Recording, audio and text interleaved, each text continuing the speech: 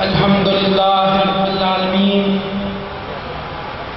والعاقبۃ للمتقین الصلاۃ والسلام علیک یا سید الانبیاء والمرسلین نحمدہ ونصلی علی رسولہ الکریم اما بعد فاعوذ باللہ من الشیطان الرجیم بسم اللہ الرحمن الرحیم۔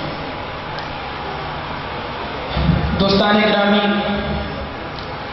اللہ تبارک و تعالی سورۃ توبہ آیت نمبر 24 میں ارشاد فرماتا ہے قل ان کان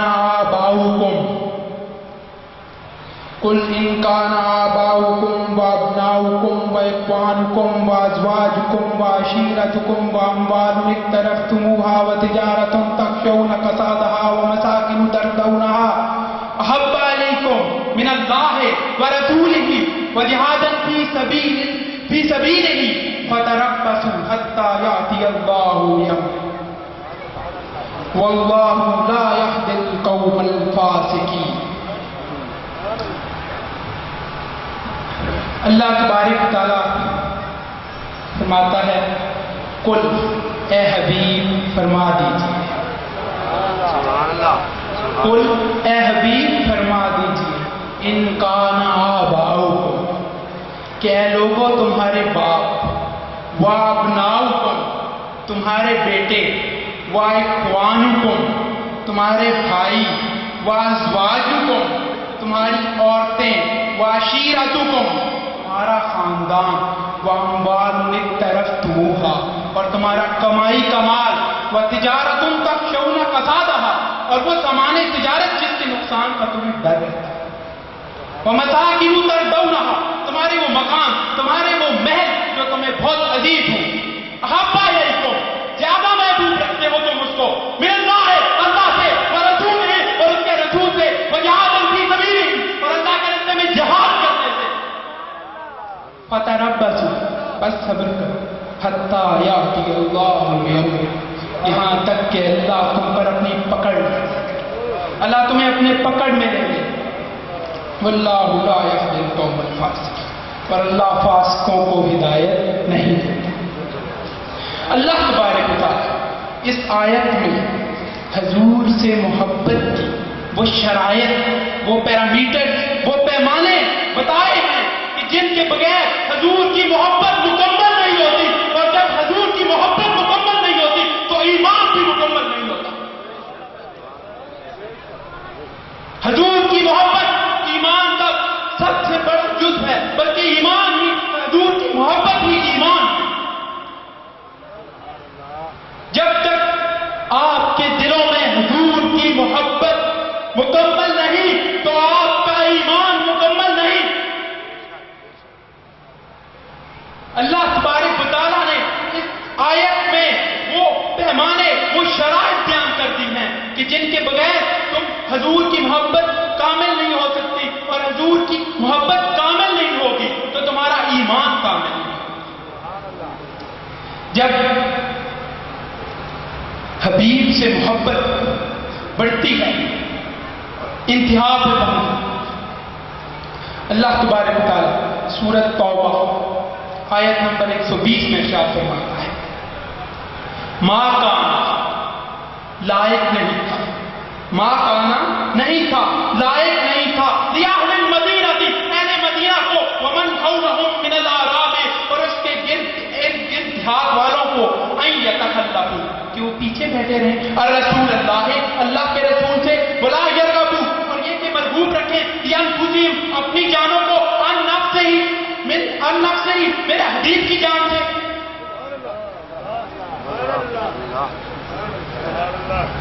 یہ کہ وہ اپنی جانوں کو زیادہ مرغوب رکھیں، زیادہ عزیز رکھیں میرے حبیب کی جان سے۔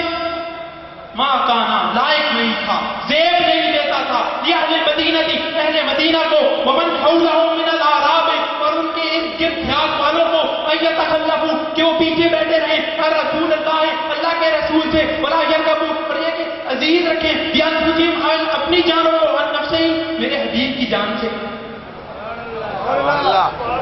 یہ آیت ایک واقعہ یاد آتا ہے.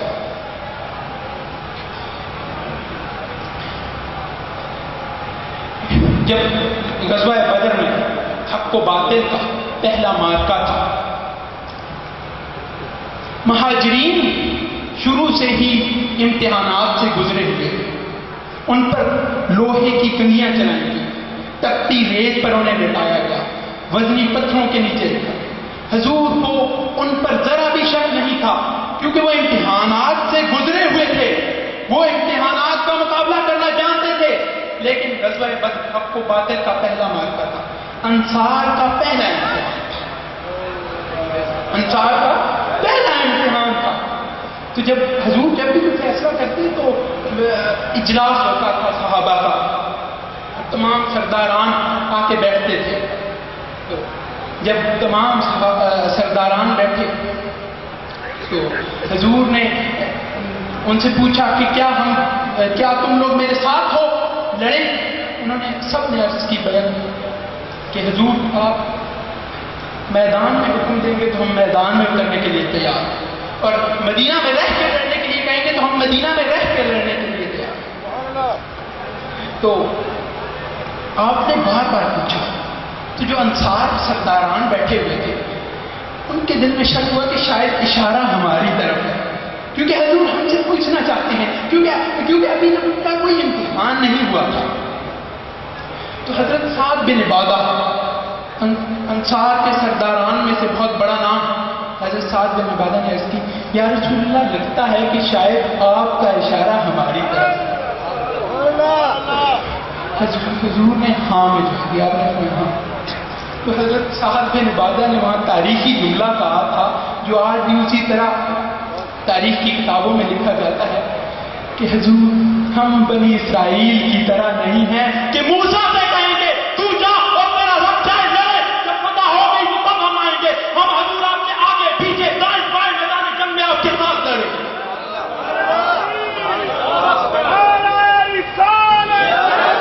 یہ وہ تاریخی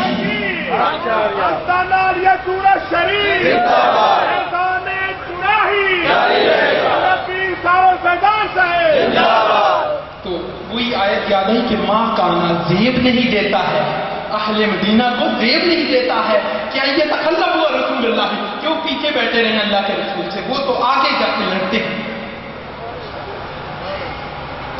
اللہ تبارک تعالیٰ نے اس آیت میں حضور سے محبت کی وہ شرائط اور وہ انداز بیان کر دیے کہ جن کے بغیر نہ ہی حضور کی محبت کامل ہوتی ہے اور نہ ہی ایمان کامل ہوتا ہے.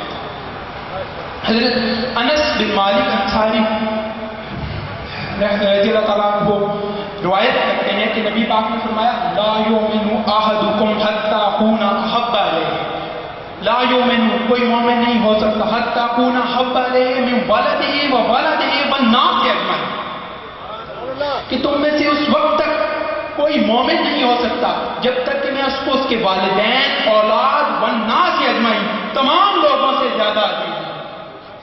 یہ وہ پیمانہ ہے، یہ وہ محبت کا پیمانہ ہے، پیرامیٹر ہے، وہ ثقیل ہے کہ جس کے بغیر ہم نہ ہی مسلمان صحیح کامل مومن بن سکتے ہیں اور نہ ہی ہمارے دلوں میں حضور کی محبت مکمل ہو سکتی ہے. آپ ہی سے ایک اور حدیث روایت ہے ثلاث من کن فیہ وجد حلاوت ایمان، جس میں 3 خصلتیں ہیں وہ ایمان کی حلاوت کو پائے. ثلاث من کن فیہ وجد حلاوت ایمان، جس میں سے 3 خصلتیں ہوں گی وہ ایمان کی حلاوت کو پا لے گا.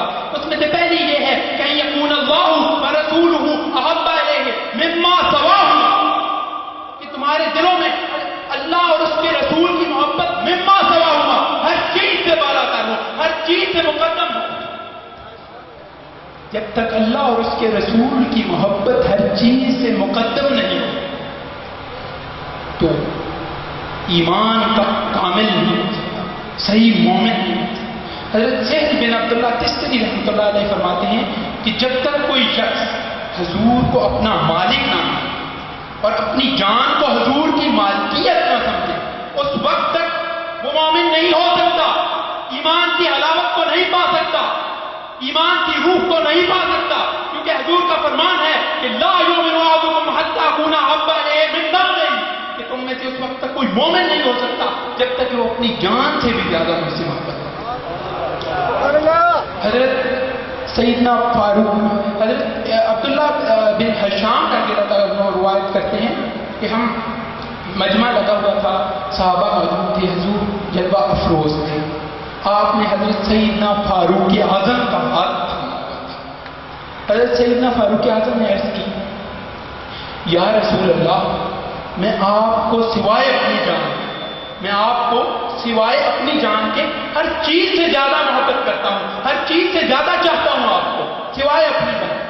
تو آپ نے فرمایا تھا، اے عمر، تمہارا ایمان اس وقت تک مکمل نہیں ہو سکتا جب تک کہ تم مجھے اپنی جان سے بھی زیادہ محبت کرو۔ تو اس پر حضرت عمر فاروق نے عرض کی تھی، یا رسول اللہ، اب میں آپ کو اپنی جان سے بھی زیادہ چاہتا ہوں۔ تو آپ نے فرمایا، اے عمر، اب تمہارا ایمان مکمل ہے۔ النبی اولا بالمؤمنین انفسہم، اس آیت میں اولا کے معنی مالک کے ہیں، تین ویسے تو اس کے معنی مفتی احمد یار خان نعیمی صاحب فرماتے ہیں کہ اولا بالمؤمنین یعنی نبی کا مومن مسلمان کی جان پر، اس کے جسم پر مسلمان کی جان سے زیادہ اس کا نبی کا حق ہے۔ نبی اکرم صلی اللہ علیہ وسلم کا مسلمان کے یا کسی مومن کے جسم پر زیادہ حق ہے اس کی جان سے۔ تو اس وقت تک ہمارا ایمان کامل نہیں ہو سکتا، اس وقت تک جب تک کہ ہم اپنے ماں باپ، اولاد، دوست، رشتہ دار، عزیز، اقارب، دوست، مال، دولت، مسکن، وطن، ہر چیز سے زیادہ جب تک حضور کی محبت ہمارے دلوں میں مقدم نہیں ہو، اس وقت تک ایمان کامل نہیں ہو سکتا۔ اللہ تبارک و تعالیٰ نے تو ان لوگوں سے جنہوں نے اللہ اور اس کے رسول کی مخالفت تعلق رکھنے سے بھی منع فرمایا۔ سورۃ توبہ آیت نمبر 23 اللہ تعالیٰ ارشاد فرماتا ہے، یا ایھا الذین آمنوا لا تتخذوا آباءکم واخوانکم، اے ایمان والو تم دوست نہ بناؤ، یا ایھا الذین آمنوا لا تتخذوا آباءکم واخوانکم، اپنے باپوں کو اور اپنے بھائیوں کو بھی، استحبوا الکفر علی الایمان، کہ اگر وہ کفر کو ترجیح دیں ایمان پر کفر کو ترجیح دیں، تم ان کو بھی دوست نہ بناؤ۔ اتنے سخت پیمانے ہیں کہ اگر تمہارے چاہے وہ باپ کیوں نہ ہو یا سکا بھائی کیوں نہ ہو، جب تک وہ ایمان کو کفر پر ترجیح نہیں دیتا، کفر کو ایمان پر ترجیح دیتا ہے، تو اس وقت تک تمہیں اجازت نہیں ہے کہ تم اس سے تعلق قائم رکھو۔ اگر تعلق قائم رکھو گے تو ظالموں میں سے ہو جاؤ۔ پھر آگے اللہ تبارک و تعالیٰ ان کا ذکر فرماتا ہے جن سے وہ راضی ہے اور جو اللہ سے راضی ہے۔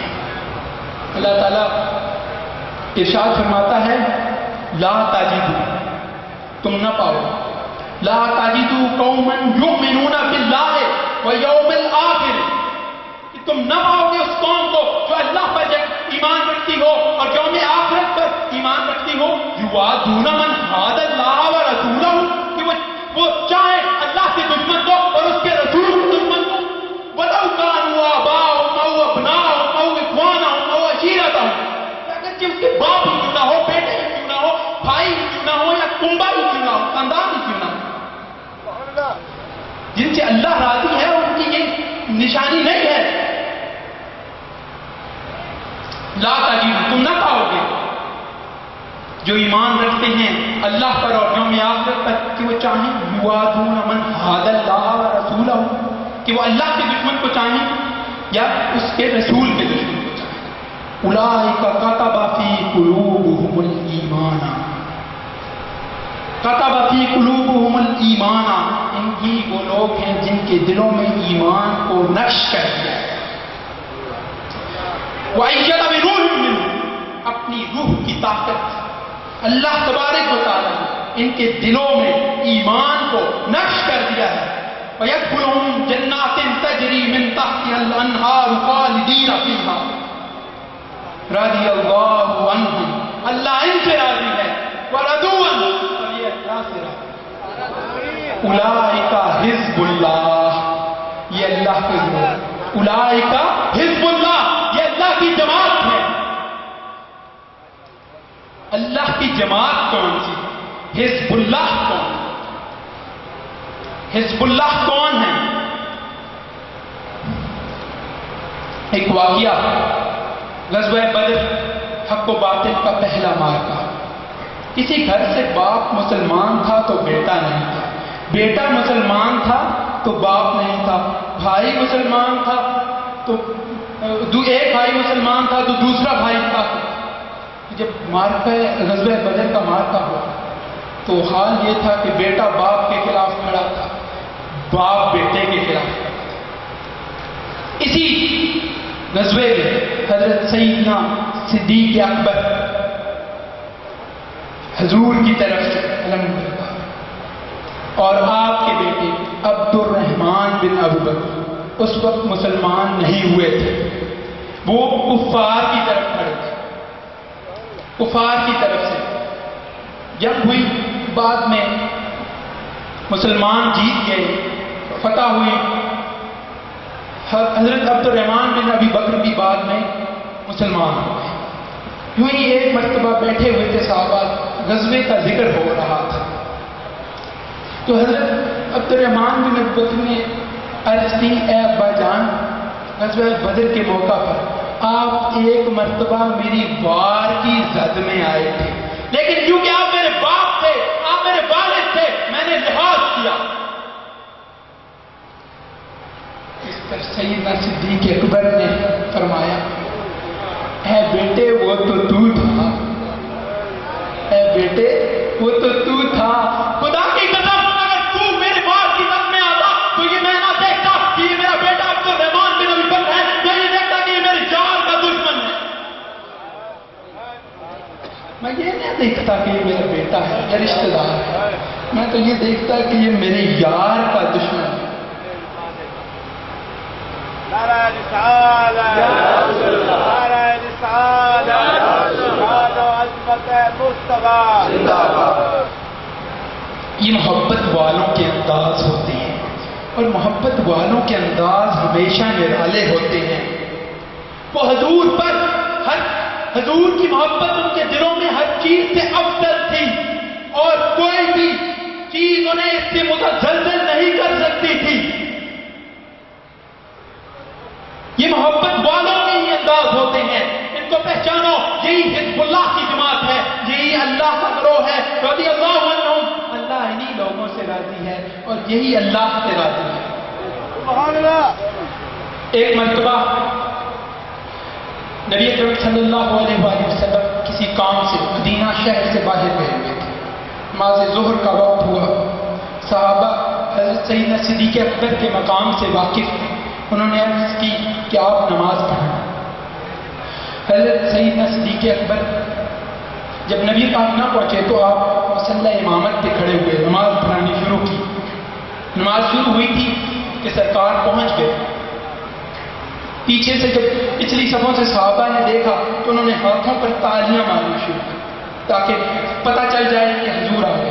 حضور آئے، صفوں کو چیرتے چیرتے چیرتے آگے چلے گئے، مصلی امامت کے پاس پہنچے تو سیدنا صدیق اکبر نماز پڑھ رہا ہے۔ آپ نے جب دیکھا کہ سرکار تشریف لے آئے تو آپ نے پیچھے ہٹنا چاہا، آپ نے پیچھے ہٹنا چاہا، پیچھے ہٹ رہے تھے کہ سرکار نے اشارتاً منع فرمایا کہ اے ابو بکر پیچھے نہ ہٹیں، نماز پڑھاتے رہے، لیکن آپ پیچھے ہٹ گئے۔ جہاں سے آپ پڑھا رہے تھے وہیں سے نبی پاک نے امامت کرائی اور نماز پڑھائی۔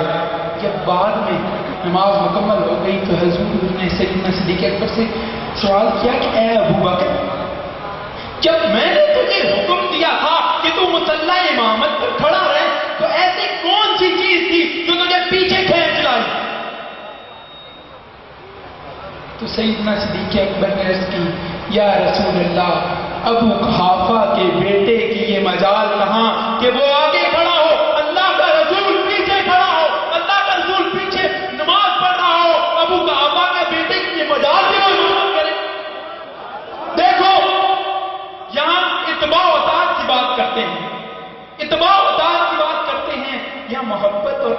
جو ہوتا ہے وہ اتباع و اطاعت سے بھی آگے چلا جاتا ہے.